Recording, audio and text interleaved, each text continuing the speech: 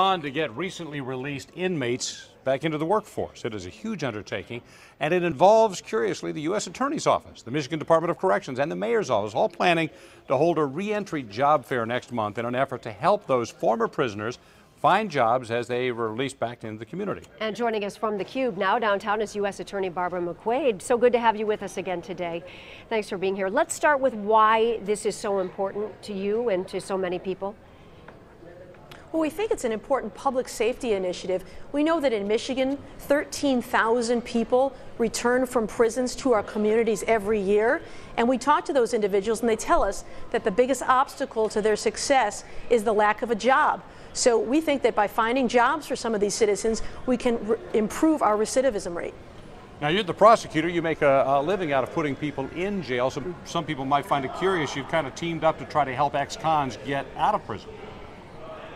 Well, our goal is to improve public safety. Sometimes that means putting people in prison. But when the reality is they're coming out, we need to find jobs for them. You know, we spend $34,000 a year to incarcerate just one individual. So I'd rather see us put some of those funds into prevention so that we can have a safer community.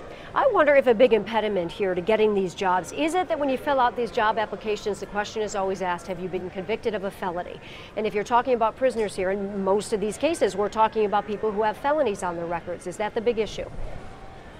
It is. So, you know, our work requires some conversations with employers to get them to look past that. Certainly not everybody who's been convicted of every crime is a perfect fit for every job. But we ask employers to look past just checking that box and see if the individual might be a good fit for a particular job. And we've got employers throughout Michigan who have found that returning citizens make great employees. Detroit Manufacturing, Shakti Automotive, Butterball Farms say that returning citizens are some of their very best employees. Now, the other problem is training. Some of these people come out of prison with little training. Are you working on that also, and are those programs available starting in prison to get these people trained? Yes, the Michigan Department of Corrections is doing a very nice job of looking at people who come in and saying reentry begins the day they arrive, and so giving them some skills to be successful on the outside.